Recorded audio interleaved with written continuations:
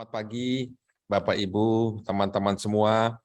Kita jumpa lagi, ini adalah sesi ke-19. Di sesi kali ini kita mengusung topik terkait dengan Hari Pasar Modal Indonesia. Ini tahun ini, kalau saya tidak salah, pasar modal kita genap berusia 70 tahun. Udah lama nih, 70 tahun ya. Selama kurun waktu tersebut, pasar modal tentu mengalami up and down, jatuh bangun. Tapi ini pengamatan kami ya, justru pada masa pandemi, pasar modal ini mengalami anomali. Ekonomi kita turun, bahkan negatif, pasar modal kita malah positif. Nah, ini kan kita pengen tahu nih, kenapa bisa seperti itu ya? Makanya kita kedatangan Pak Gede Nyoman Yatna, Direktur Penilaian Perusahaan Bursa Efek Indonesia. Mari kita sambut Pak Yatna. Silakan Pak Roy untuk memulai. Selamat pagi kepada para peserta yang setia di 2L for You, dan juga kepada Pak Yatna. Saya mohon maaf Pak, apakah saya salah menyebutkan, apa mesti panggil Pak Gede atau Pak Nyoman atau Pak Yatna Pak? Bisa Pak, saya di Bursa Efek Indonesia dipanggil Nyoman Yatna. Silakan. Itu lebih pas ya Pak ya, karena harus ada unsur-unsur Balinya nih Pak ya. Betul. Baik, terima kasih Pak Nyoman Yatna. Apa kabar Pak? Salam kenal dari saya. Mungkin untuk awalnya Pak, bagaimana untuk awalnya bisakah Bapak menjelaskan tentang kondisi pasar modal justru selama masa pandemi ini? Silakan Pak Yatna.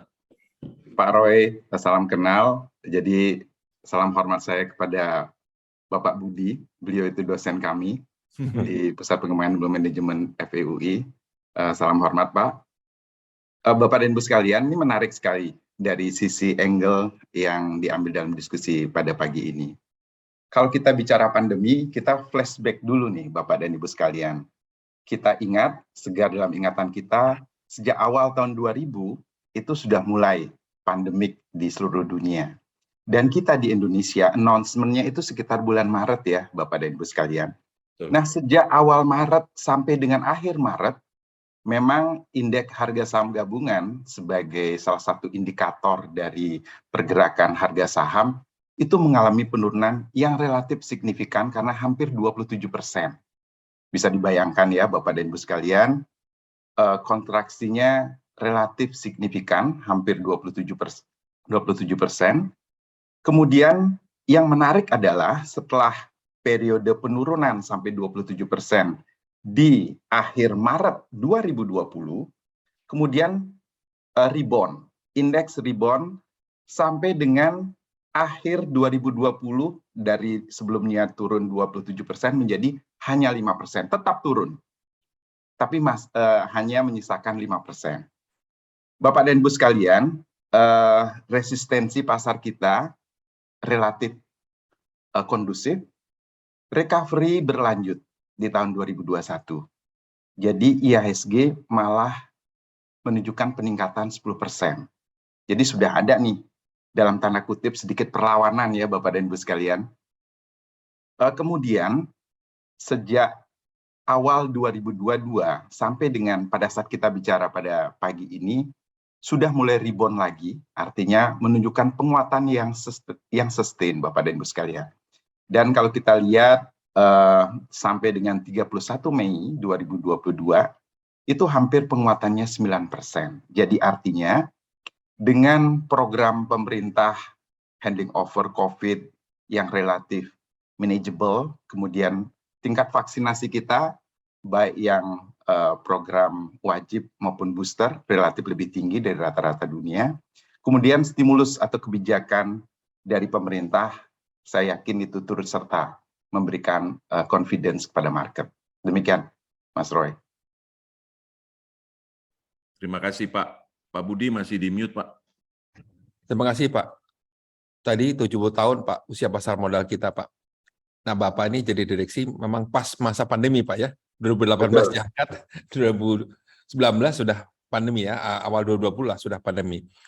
Nah tentu Bapak mengalami, karena Bapak berkarir di pasar modal Pak ya, apa Pak yang membedakan kondisi pasar modal kita sebelum dan selama pandemi Pak? Baik, Pak Budi, terkait dengan apa yang terjadi sebelum dan setelah pandemik, saya bagi menjadi 3 indikator ya Pak ya. Yang pertama terkait dengan perkembangan indeks. Tadi kita sudah cerita tuh perkembangan indeks. Relatif dari sisi rebound pasar kita sudah melihat perkembangannya.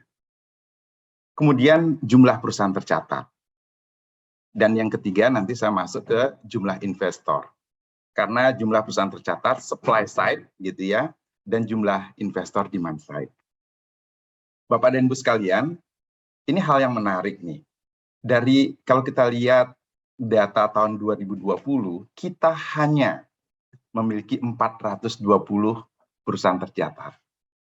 Kemudian kalau kita lihat angka 5 tahun berikutnya di 2015, itu sudah ada 521, peningkatannya 24%.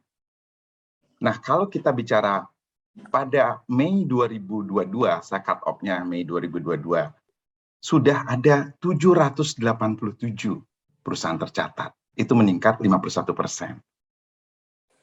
Dan ini tentunya menunjukkan dari sisi appetite dari para entrepreneur untuk mempercayakan perusahaannya masuk ke pasar modal. Dan tentunya demand side juga seperti itu. Kalau ada supply side, demand side-nya juga memberikan respon terhadap hal tersebut. Nah, dari sisi pertumbuhan investor, dapat kami sharing kepada teman-teman sekalian. Kalau kita lihat data jumlah total dari investor untuk semua instrumen. Nah, tentu kita ada instrumen reksadana, obligasi, saham, itu hampir 8,9 juta. Kalau kita lihat dari angka jumlah penduduk kita, memang relatif masih kecil ya Bapak dan Ibu sekalian, hanya 1-2%. Tapi pertumbuhannya kita lihat menunjukkan trajektori yang menarik nih Bapak dan Ibu sekalian. Kalau dari 8,9 juta total dari semua investor, kita zooming lagi Bapak dan Ibu sekalian ke investor saham saja, karena ini yang selalu dibandingkan nih, World Federation of Exchanges biasanya membandingkan. Jadi kalau tahun 2012 kita hanya memiliki 280.000, coba kita bayangkan Pak Budi dan Mas Roy gitu ya. Tahun 2012 tuh hanya 280.000. Tahun 2015 kita jam menjadi 434.000 atau 55% peningkatannya. Dan kemudian di tahun 2022 saat ini untuk saham saja sudah hampir 3,9 juta. Nah, ini pertumbuhannya 801%. Ya, Bapak dan Ibu sekalian. Tentunya ruang untuk bertumbuh masih relatif besar karena jumlah dari penduduk kita juga yang relatif banyak gitu ya. Jadi nanti bagaimana nanti self-regulatory organization melakukan campaign yang lebih masif lagi dan mengeduket dari investor, calon investor kita. Demikian Pak Budi. Ya, terima kasih. Impresif Pak ya, perkembangan investor maupun yang mencatatkan perusahaan yang mencatatkan diri. Nah, tapi biasanya waktu dulu saya di teori Pak ya, di teori mengatakan bahwa kalau pertumbuhan satu negara itu mengalami penurunan, biasanya itu juga indeks ataupun pasar saham itu akan menurun juga, jadi negatif juga. Tapi ini terjadi anomali nih, keluar dari teori nih Pak. Jadi ternyata kan dalam masa pandemi ini pertumbuhan negara kita kan negatif. Tapi pertumbuhan pasar modal seperti tadi Bapak bilang luar biasa. Nah itu apa Pak penjelasannya Pak? Baik, Pak Roy, jadi memang sedikit kelihatannya anomali ya, fenomena yang ada gitu ya. Bapak dan Ibu sekalian, teman-teman semua, jadi kalau kita melihat dari sisi karakteristik pandemik yang terjadi kemarin dan saat ini juga masih ada gitu ya, tentu ada pembatasan yang luar biasa dari sisi mobilitas kita. Kita dibatasi oleh ruang dan waktu. Gitu. Waktu lebih banyak kita di rumah gitu ya, dan kemudian hal yang kita lakukan tentu menggunakan sarana digital untuk mencari informasi gitu ya Bapak dan Ibu sekalian. Nah, pada saat dari kelompok menengah atas gitu saya bilang yang berpendapatan menengah ke atas memiliki waktu yang relatif cukup, dan kemudian kita lihat interest rate pada saat itu relatif kecil, rendah, tentu para calon investor ini akan membandingkan gitu return di pasar modal. Dengan kemudahan sarana yang kita sudah miliki, dari anggota bursa kami memiliki platform online gitu ya. Jadi percepatan dan perubahan behavior ini yang mengakibatkan mereka kenapa tidak gitu ya, dengan waktu yang relatif cukup ada di rumah, dapat berpikir kembali sesuatu yang dulu disibukkan oleh aktivitas rutin, sekarang shifting waktunya untuk melihat nih opportunity berinvestasi di pasar modal. Jadi antara kondisi yang ada mengakibatkan perubahan behavior, terus kemudian sarana, ini infrastruktur penting, Pak Budi, Pak Roy, dalam rangka nanti merespon dari kondisi yang berubah tersebut. Nah, dengan demikian, seperti gayung bersambut, kita tidak pernah mengatakan terima kasih kepada pandemik, sama sekali tidak, tapi percepatan dari perubahan behavior ke digital behavior itu kelihatan. Dan respon itu yang penting dari society kita, dalam hal ini capital market kita. Demikian Pak Roy. Wah, menarik banget ya, Pak. Kita bahwa ternyata pandemi itu mendorong kita menggunakan teknologi seperti saat ini ya, kan ternyata mendorong appetite investor untuk lebih bermain saham ya, karena memang sudah difasilitasi oleh teknologi, di rumah aja, nggak kemana-mana, duitnya nganggur, daripada dipakai yang enggak, dan bisnisman lagi lesu Pak ya, lalu masukkannya ke pasar modal karena mudah ya, seperti itu. Nah, ini pertanyaan banyak orang nih Pak, sesuai dengan judul kita hari ini. Banyak yang nanya, masuk pertanyaan, gimana sih caranya memperoleh cuan di pasar modal nih, khususnya selama pandemi, karena lagi meningkat nih Pak. Rupanya banyak yang juga mengamati, wah ini berarti opportunity nih untuk dapat cuan. Nah, apa tips dari Bapak atau saran atau masukan? Silakan Pak. Baik Pak Budi. Bapak dan Ibu sekalian, jadi kalau kita mendengar cuan gitu ya, tentu ini hal yang menarik gitu ya. Kalau kita lihat bahasa Mandarin itu tacuan gitu, mendapatkan untung yang besar. Jadi untung adalah buah dari sebuah investasi, dan tentu ini yang kita harapkan. Bapak dan Ibu sekalian, tentu kami di bursa lebih mengedepankan terkait dengan bagaimana kita berinvestasi. Mohon maaf Pak Budi, tadi Pak Budi men-trigger saya untuk meluruskan bahwa kita di pasar modal, kita sudah mengkampanyekan bagaimana menggunakan berinvestasi saham instead of bermain saham. Jadi kami sangat mengharapkan dengan kondisi nanti infrastruktur yang sudah kita miliki, perlindungan investor, jadi benar-benar investor itu merasa nyaman untuk berinvestasi. Jadi kami shifting, Pak Budi, kita arahkan kepada berinvestasi yang aman dan menjadi smart investor. Nah, tadi pertanyaan Pak Budi menarik nih, men-trigger saya untuk sharing kepada Bapak dan Ibu sekalian, bahwa untuk menjadi investor di pasar modal, kami kampanyekan sesuatu yang berhubungan dengan being a smart investor. Jadilah investor yang smart gitu ya. Nah, seperti apa dari sisi karakteristik smart investor? Jadi pada saat kita akan menjadi investor, kita melakukan pendekatan menggunakan 3P. Paham, punya, dan pantau.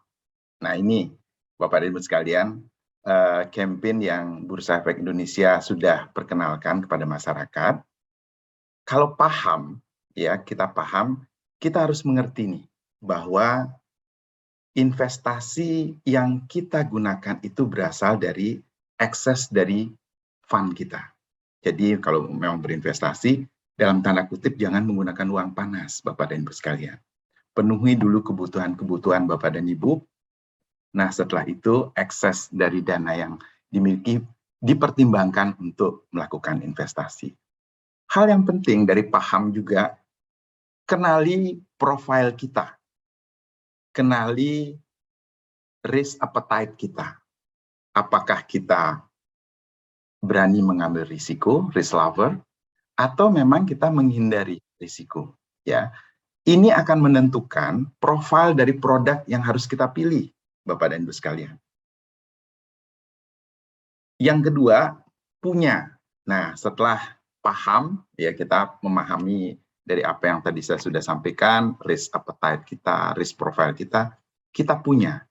Punya itu kita memilih mitra investasi yang tentunya trusted, dalam konteks ini memilih anggota bursa maupun manajer investasi, kemudian dengan support dari anggota bursa yang sekarang memudahkan untuk membuka rekening atau account yang dulu butuh berhari-hari sekarang dalam hitungan menit. Nah, ini juga membantu Bapak dan Ibu untuk mempercepat dalam konteks memiliki rekening dan siap berinvestasi. Nah, setelah itu tentu menjadi smart investor, do not put your egg in one basket. Ya, itu hal yang dari dulu itu didengungkan. Jadi kalau kita berinvestasi, investasinya harus ada diversifikasinya. Baik nanti memilih saham, tentunya berbagai industri gitu ya, sehingga risikonya itu dapat termitigasi. Nah, setelah punya, tentu pantau Bapak dan Ibu sekalian. Memantau itu artinya apa? Setelah kita berinvestasi, karena ini konteksnya saya masuk ke saham gitu ya, ada berbagai instrumen investasi termasuk reksadana dalam hal Bapak dan Ibu ingin memulai investasinya. Dalam hal saham tentunya perkembangan sebuah company itu berkembang setiap saat. Baik dipengaruhi oleh external environment maupun internal fundamentalnya. Jadi pantau, ya setelah memiliki mesti dipantau apa yang terjadi di perusahaan ini, di perusahaan yang Bapak dan Ibu investasikan dananya, sehingga nanti dapat menentukan kebijakan investasi. Jadi kalau sudah paham, punya, jangan lupa pantau. Ya, kapan Bapak dan Ibu memutuskan untuk mengambil kebijakan investasi berikutnya, menambah, mengurangi, atau menghold gitu ya Bapak dan Ibu sekalian. Jadi seperti kalau teman-teman milenial hadir di sini, sangat saya harapkan kalau memilih pasangan, ini juga memilih pasangan. Ya, biasanya tuh googling dulu ya Pak Budi, jadi googling dulu nih siapa, tempatnya di mana, tahu banget. Nah, berinvestasi mesti bertanggung jawab. Pahami dulu, jangan ikut-ikutan. Apa yang dipilih oleh investor tertentu mungkin tidak pas buat appetite kita. Begitupun horizon dari investasinya. Ada yang jangka panjang gitu ya, ada yang jangka pendek. Nah, Bapak dan Ibu sekalian, yang kami kenalkan itulah being a smart investor dengan 3P, paham, punya, dan pantau. Wah, Silakan Pak Ray. luar biasa nih Pak. Ya, kita dijadikan smart investor. Tapi ini ada pertanyaan Pak, nih dari chat. Ini dari Pak Hendro dibilang gini Pak. Kan kebanyakan di pasar saham itu mungkin sekarang itu lebih banyak yang trader Pak. Itu gimana tuh Pak? Gimana Nado? Iya Bapak dan Ibu sekalian, pilihan untuk horizon investasi tentu saya serahkan kepada masyarakat, para investor, namun sebagai bagian dari regulator, saya sangat mengharapkan karena uang yang Bapak dan Ibu investasikan itu adalah dari keringat Bapak dan Ibu sekalian, tentunya kita hargai keringat kita. Kita hargai keringat kita, bagaimana menempatkan investasi kita yang aman. Untuk yang aman tadi saya sudah sampaikan. Ya, bagaimana teman-teman memahami dulu, ini investasi di perusahaan seperti apa, bagaimana bisnis modelnya, bagaimana board of director and commissioner reputation-nya. Jadi Bapak dan Ibu sekalian jangan hanya sekedar ikut-ikutan gitu ya, dan kemudian memantau, ini apa yang terjadi. Jadi mesti effort-nya ada dan itu dilakukan secara bertanggung jawab. Ya karena dana tersebut adalah dana dari jerih payah Bapak dan Ibu sekalian. Ya, terima kasih Pak. Nah, kalau terkait tadi Pak ya, ada yang trader, ada juga yang sekarang mulai mengarahkan menjadi investing. Saya sangat setuju Pak ya. Jadi disitulah ada perkataan investor. Investor itu menginvesting. Nah ini Pak, perjalanan 70 tahun ini yang kita ingin tahu juga Pak ya, supaya lebih meyakinkan lagi kepada kita untuk berinvestasi di saham. Saya juga senang sekali tuh Pak tagline ya, berinvestasi di saham. Mungkin kayak zaman saya kecil dulu, menabunglah dibilang gitu ya, tapi zaman sekarang sih kayaknya menabung udah kayak ketinggalan zaman ya Pak. Sekarang berinvestasilah di saham, saya setuju sekali. Nah, boleh nggak Bapak ceritakan ada apakah banyak terjadi kasus insider trading juga Pak di dalam pasar modal ini selama 70 tahun dan apa akibatnya Pak? Baik, Pak Roy. Jadi kalau kita bicara insider trading, saya minta waktu dulu menjelaskan sebetulnya insider trading itu apa. Ini untuk memberikan sharing kepada teman-teman kita, terutama teman-teman milenial kita. Dalam hal konteks insider trading perlu pemahaman lebih lanjut. Di Undang-Undang Pasar Modal, Undang-Undang nomor 8 tahun 95, ini sudah cukup lama undang-undangnya ya, Prof. Budi, Pak Roy gitu ya. Tahun 95, ada terminologi yang mengatakan insider trading atau transaksi orang dalam, ya, insider trading gitu ya. Nah, orang dalam itu siapa? Namanya juga orang dalam. Orang dalam ini siapa? Orang dalam sesuai dengan Undang-Undang Pasar Modal itu bisa jadi komisaris, ya, karena komisaris mengetahui kebijakan organisasi, karena mereka pengawas. Kemudian yang kedua ada direktur, ya, karena direktur eksekutifnya, pihak yang mengeksekusi kebijakan. Kemudian ada ketiga karyawan. Siapa karyawan? Biasanya top management team. Karyawan kunci yang ikut meeting di inner cycle-nya board of director and commissioner.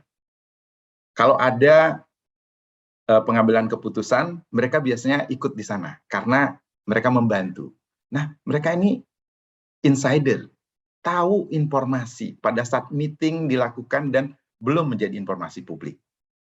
Kemudian yang termasuk insider juga pemegang saham, yang pemegang saham 20% yang signifikan. Tentunya mereka memiliki akses informasi terhadap kebijakan organisasi. Kemudian jangan lupa satu lagi yang jarang orang sebut, yaitu orang per orang karena kedudukan atau profesinya ada di wilayah inner cycle tersebut dan mendapatkan informasi tersebut. Siapa misalnya? Misalnya profesi penunjang. Saya accountant eksternal, saya ikut meeting. Nah, saya itu mendengar ya diskusi-diskusi yang dilakukan oleh manajemen. Umumnya selain melibatkan kategori orang dalam tadi, komisaris, direksi, karyawan kunci, ya, pemegang saham, orang per orang tadi yang dekat dengan inner cycle tadi, karakteristik yang berikutnya adalah adanya upaya untuk menggunakan informasi rahasia tersebut yang belum publish. Let's say perusahaan merencanakan ekspansi, ya. Ini tentunya informasi yang akan mempengaruhi ekspektasi publik. Favorable, ya, begitupun yang unfavorable. Nah, dalam hal ada pihak orang dalam tersebut menggunakan, kalau misalnya Pak Roy sebagai direksi menyampaikan informasi tersebut ke orang lain. Biasanya kan bukan Pak Roy yang bertransaksi. Kalau bertransaksi kelihatan banget gitu ya. Umumnya menyampaikan informasi tersebut kepada pihak lain. Dan menggunakan informasi tersebut untuk melakukan transaksi. Artinya mengambil posisi. Karena sudah tahu lebih awal, jadi mengambil posisi. Let's say posisi beli gitu ya.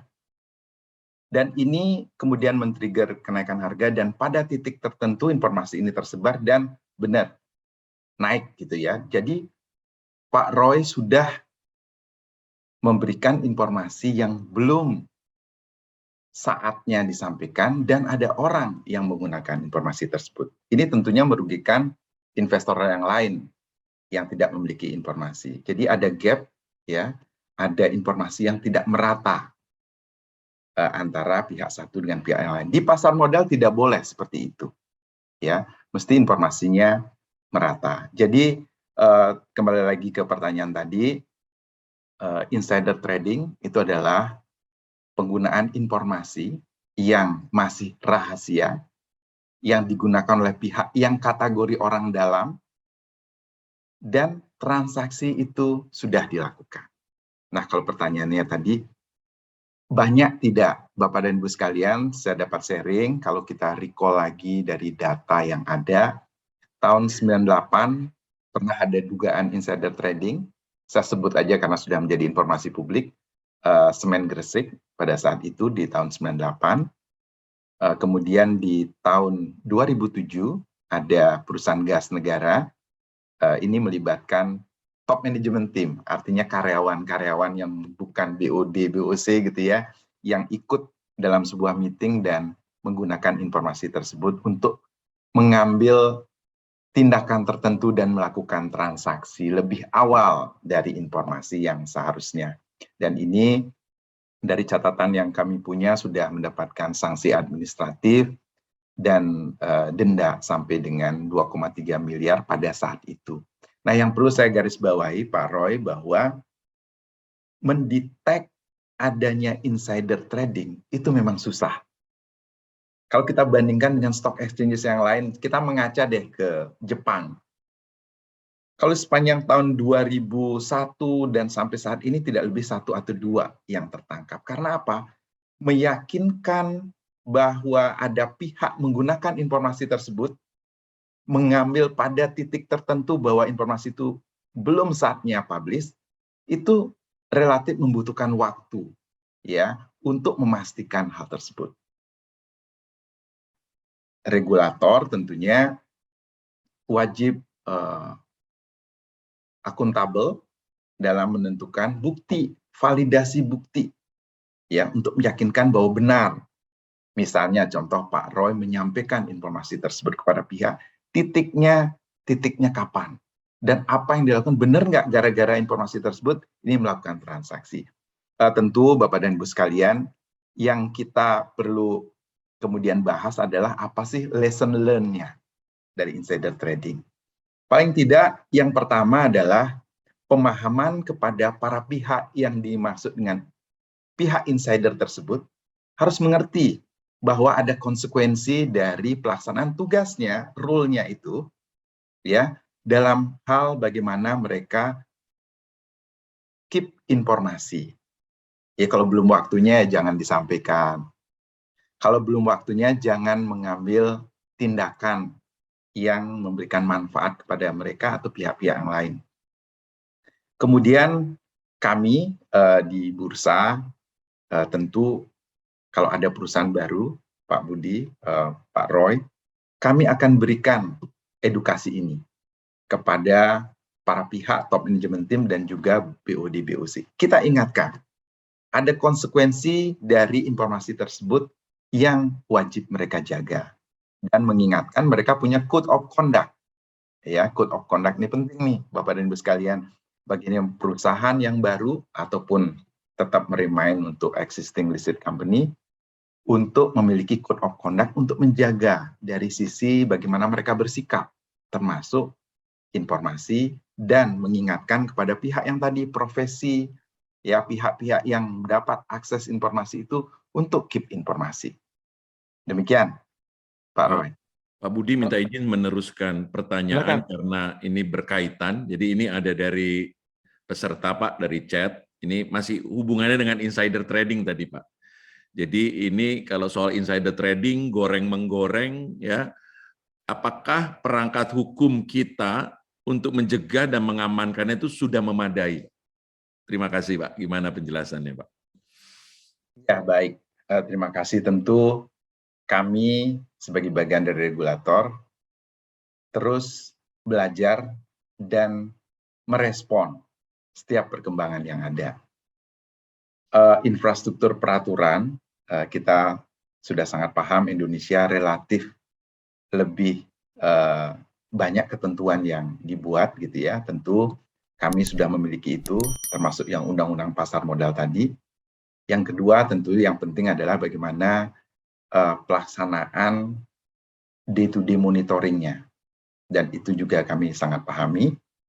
Untuk itu kami di bursa melakukan beberapa tindakan untuk dapat mendetek lebih awal dan mencegah hal tersebut terjadi. Salah satu hal yang kami lakukan saat ini adalah intermediate action. Jadi sebuah tindakan yang segera dilakukan pada saat jam perdagangan berjalan. Jadi tidak menunggu post event. Ya, kalau biasanya kan di penghujung gitu ya. Setelah di penghujung baru dibilang, nah ini ada seperti ini. Kita mencoba menjaga itu di tengah nih, Bapak dan Ibu sekalian. Di periode yang berjalan. Nah, teman-teman kami di pengawasan transaksi mengawasi hal tersebut. Apa yang dilakukan? Dalam hal ada kondisi-kondisi yang mencurigakan. Jadi pihak kami directly call ke anggota bursanya. Menyampaikan tuh, hati-hati. Ada pergerakan dari investor Anda. Mesti hati-hati. Itu akan meningkatkan awareness mereka, Pak Budi dan Pak Roy. Bahwa ini ada sesuatu yang perlu dijaga, karena menjaga pasar kita nggak bisa sendiri. Kami bukan Superman, Supergirl gitu. Kami wajib mendapatkan support dari ekosistem kami. Salah satunya tentu anggota bursa dan investor. Nah, intermediate action kami kuatkan lagi dengan menyampaikan pengumuman. Nah, ini menarik nih, kalau di pasar modal itu kan ada signaling market. Kita memberikan signal dan menguatkan kepada pasar. Kita umumkan, jadi Pak Budi, Pak Roy, di bursa itu kita mengumumkan namanya unusual market activity. Jadi kita umumkan saham-saham yang pergerakannya itu tidak didukung oleh fundamental dan tidak sesuai dengan perkembangan atau informasi yang mendukung dari pergerakan tersebut. Kalau kita bursa sudah menerbitkan unusual market activity, mesti dijaga-jaga nih, Bapak dan Ibu sekalian. Mesti tambah alert lagi, ya. Jangan malah misalnya ikut-ikutan, ya, karena kita sudah kasih alert. Ini pergerakannya ini tidak didukung oleh fundamental. Jadi sangat kami harapkan teman-teman investor, terutama yang milenial, memperhatikan signaling dari kita di bursa dalam konteks ini yang berusaha menjaga pasar. Nah, kembali lagi yang berikutnya tentu sangat kami harapkan investornya sendiri ya teredukasi dan jangan arahnya herding behavior gitu ya. Jadi benar-benar bertanggung jawab atas investasinya. Yang berikutnya ini yang menarik juga, Pak Roy, Pak Budi, kami sudah menyematkan namanya kode khusus. Kalau di US ada istilah meaning behind the dot.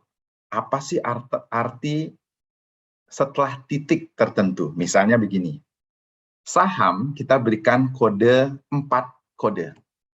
Ya, PT apa gitu ya, kodenya ABCD. Kalau mengalami kondisi yang mengakibatkan perusahaan ini bermasalah dari sisi performance fundamental maupun legal issues, kami sematkan kodenya. Jadi dengan kode itu kita memberikan signal kepada market. Misalnya kodenya .L, L itu lead, terlambat menyampaikan laporan keuangan. Saat ini belum ada laporan keuangan.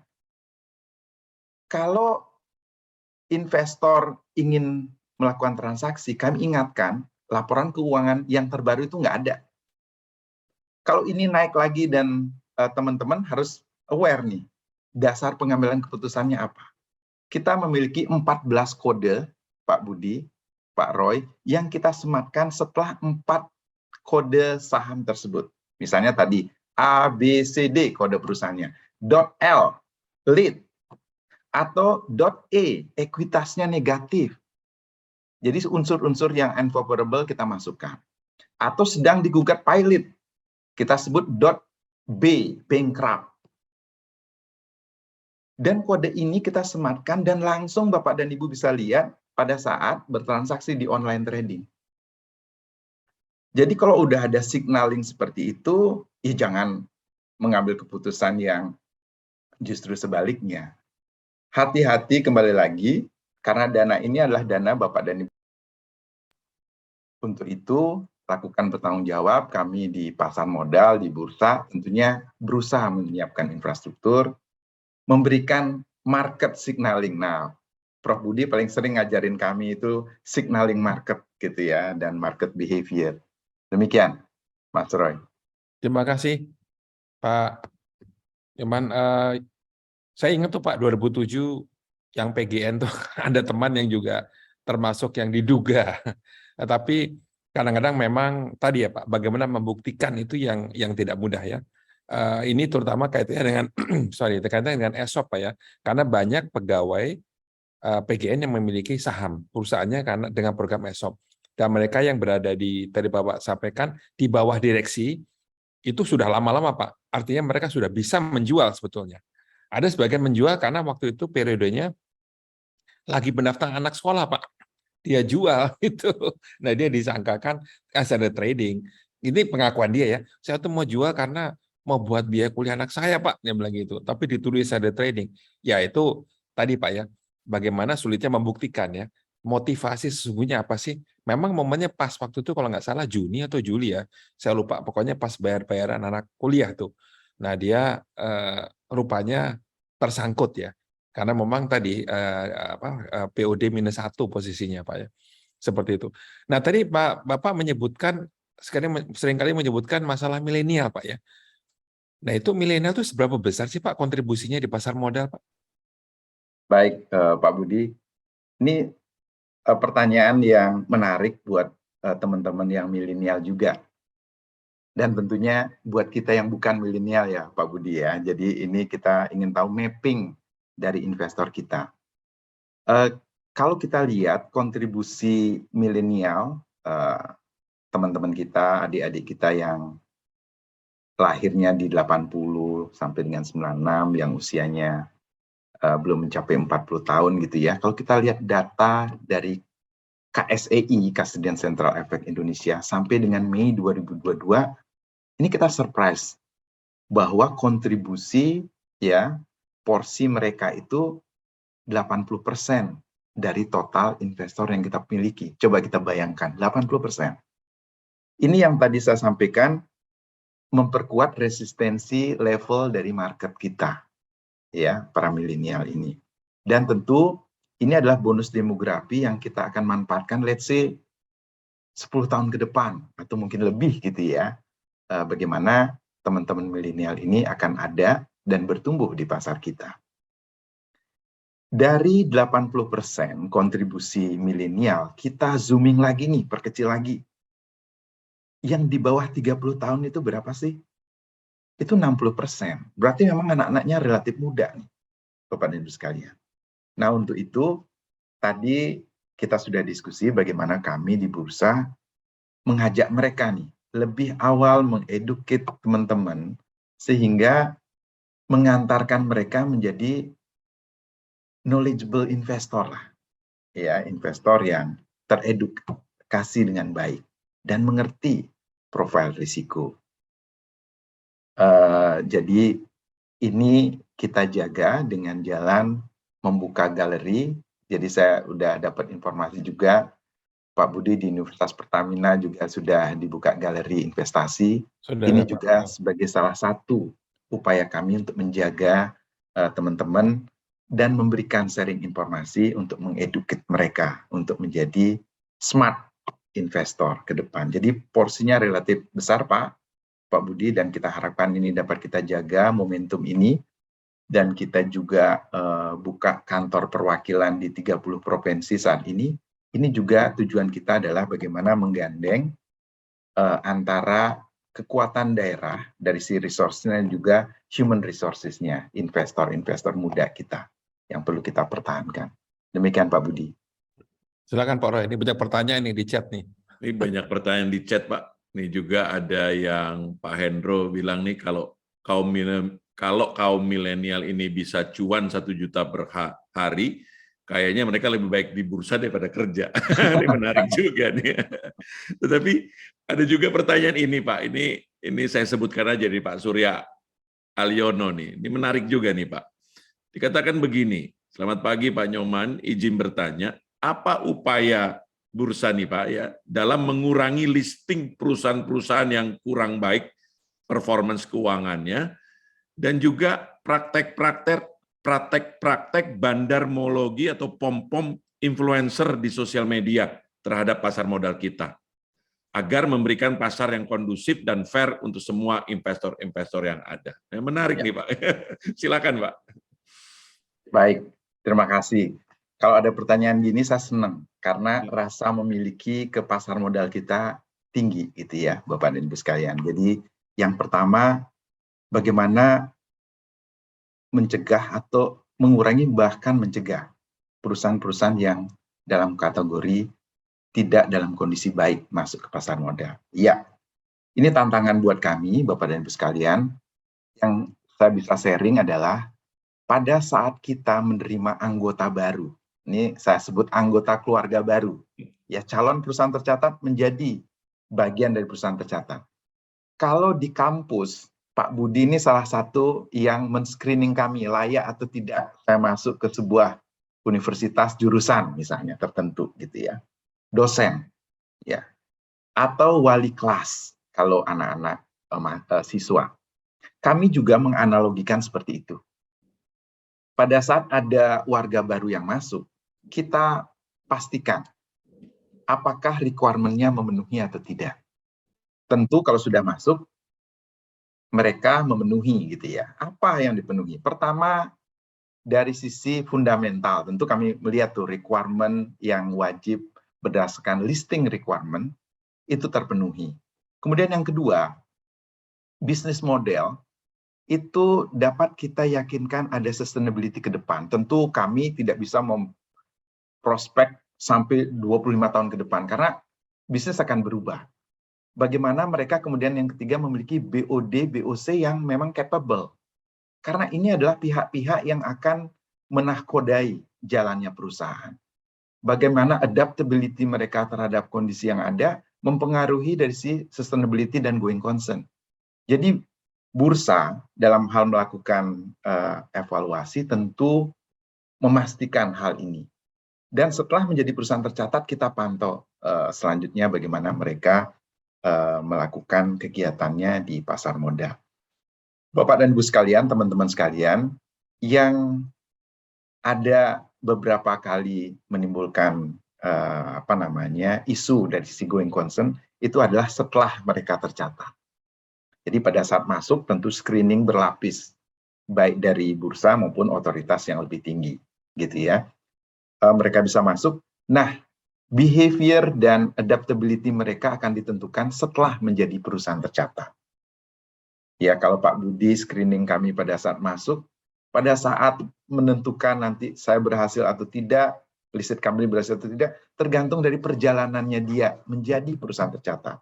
Kalau kami menjadi mahasiswa misalnya, setiap orang, institusi akan berbeda-beda. Dan untuk itu, teman-teman sekalian, saya sangat mengharapkan ada social control. Kalau seandainya ada perusahaan yang relatif tidak baik, panis dia dengan tidak ikut dalam investasi itu. Ya, dan pantau tadi, kalau sudah menjadi perusahaan tercatat, pantau perkembangan seperti apa. Kalau ada pergantian BOD, BOC seperti apa. Jadi involvement dari para investor sangat kita harapkan, teman-teman sekalian. Ya, karena pengambilan keputusan juga ada di investor, tapi tentunya ada tingkat signifikansinya. Tapi yang saya ingin sampaikan adalah bagaimana yang pertama, bagaimana screening yang kami lakukan. Setelah itu yang kedua tentu bagaimana kami memonitor. Tidak cukup itu. Perlu adanya support dari stakeholder yang lain, termasuk investor.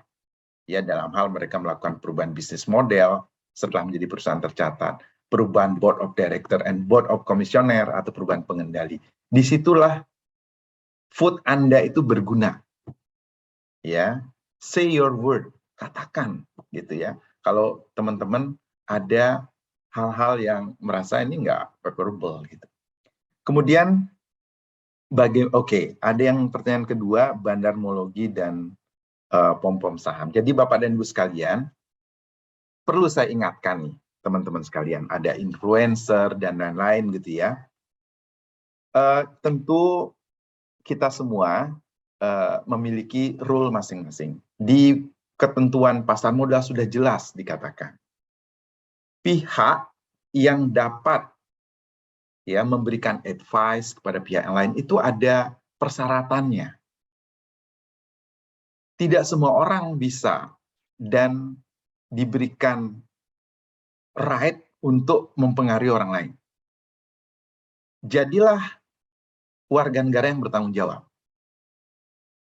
Ya, kalau Anda memang tidak cakap, tidak capable dan tidak mendapatkan izin, karena ada yang memberikan izin itu adalah otoritas yang lebih tinggi, jangan melakukan itu.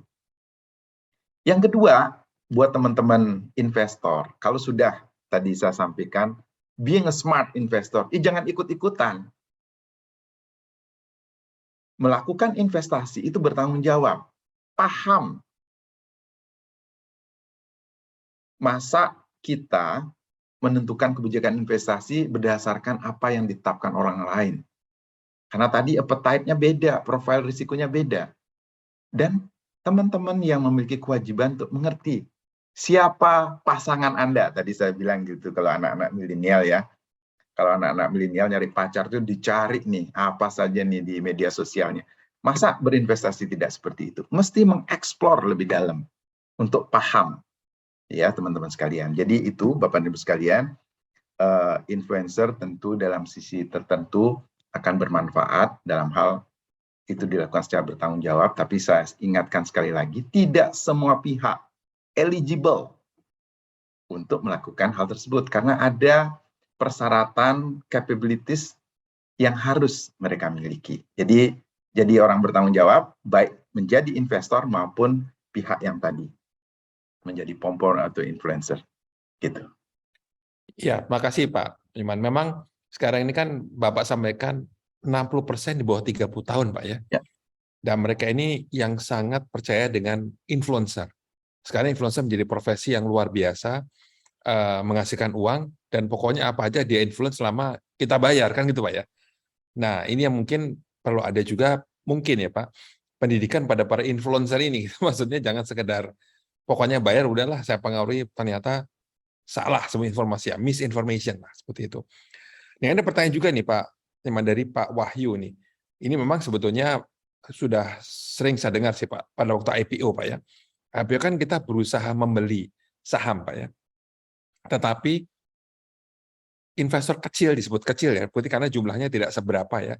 Biasanya di bawah 1000 lot ya. Itu biasanya sulit tuh Pak memperoleh jatah selama IPO, karena biasanya jatah itu sudah dialokasikan kepada investor yang sudah book atau yang akan membeli dalam jumlah besar gitu Pak. Nah, apakah ada policy Pak untuk pemerataan dalam tanda kutip ya, apalagi sekarang milenial ya Pak. Tentu milenial kan pasti kemampuan keuangannya tidak sama. Banyak yang masih terbatas Pak. Nah, mereka ingin partisipasi beli saham di IPO Pak. Apakah ada policy ke depan Pak untuk memprioritaskan atau ada semacam pengecualian Pak ya untuk para milenial atau para pembeli yang non milenial tapi yang kecil Pak, investor kecil. Silakan Pak.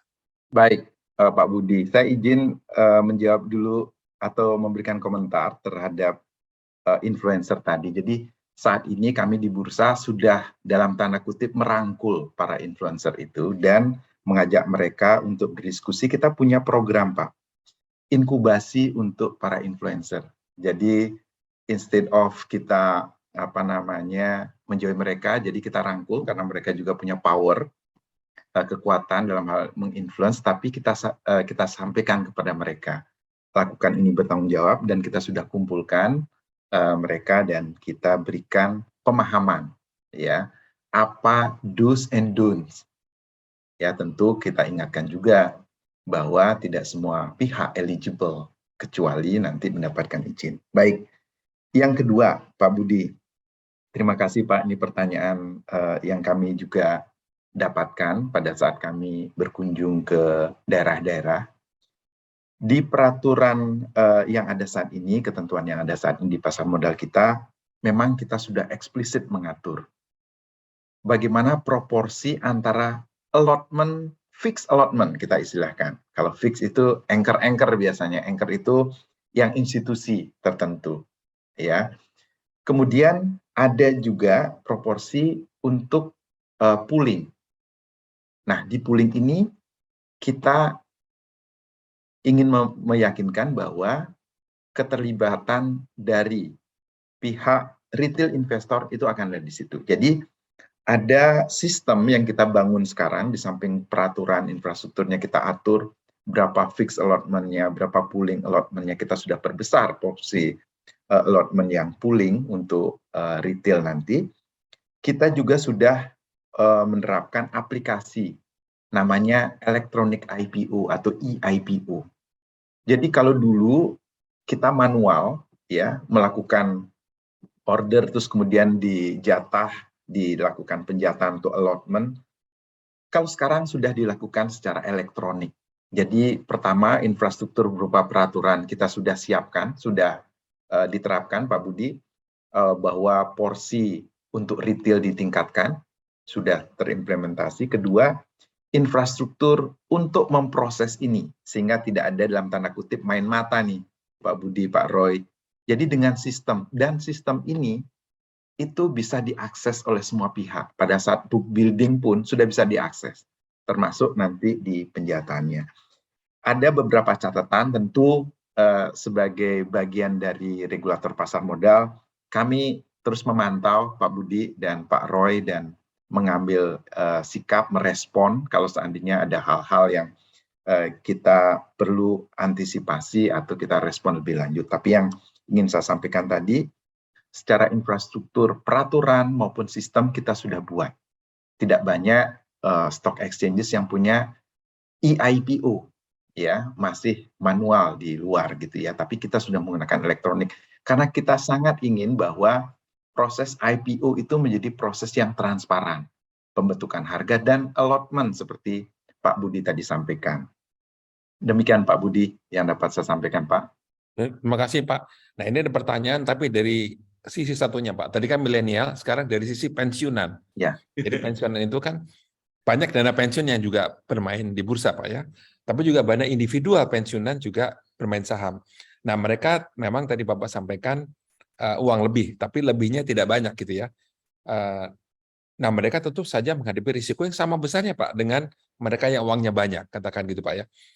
Nah pertanyaan adalah ada dua nih Pak. Pertama adalah bagaimana caranya nabung yang aman di pasar modal untuk masa pensiun. Kedua apa sih Pak proteksinya dari risiko-risiko tersebut? Silakan Pak. Ya, baik. Terima kasih Pak Budi. Yang ingin saya sampaikan yang pertama adalah setiap investasi tentu ada risikonya. Jadi kalau di pasar modal, regulator itu tidak boleh menjamin dan menjanjikan. Ya, yang kami sangat harapkan daripada Bapak dan Ibu investor, yang tadi, paham dulu tuh bahwa setiap investasi itu ada risikonya. Tapi bagaimana risiko itu bisa di-manage? Caranya apa? Yang tadi, paham, punya, dan pantau. Nah, untuk Bapak dan Ibu sekalian yang ada di usia pensiun atau persiapan usia pensiun, tentu kita akan melihat lagi profiling kita nih. Bahwa profiling kita tentu risikonya itu risiko yang paling rendah lah gitu ya dari pilihan risiko yang ada. Bukan risk lover, tapi risiko yang memang termitigasi atau termini. Kemudian horizonnya tentunya bukan jangka pendek, bukan tujuannya trading. Karena dari sisi psikologi Bapak dan Ibu justru tidak siap untuk transaksi yang harian. Ini long term. Jadi ingat dulu Bapak dan Ibu sekalian, mengacak dulu profilnya seperti apa. Profilnya adalah investasi jangka panjang. Kemudian yang kedua tentu yang diharapkan adalah dari sisi dividen. Ya, bagaimana nanti memilih saham-saham perusahaan-perusahaan yang historisnya membagi dividen. Nah, ini penting nih Bapak dan Ibu sekalian. Dan kami di bursa tentu mencoba menyiapkan data ya, dan kita masukkan ke dalam indeks. Itu signaling dari regulator, bukan untuk merekomendasikan, tapi untuk menunjukkan kalau Anda appetite-nya seperti ini ada secara historis yang memberikan dividen yang rutin periode berikutnya.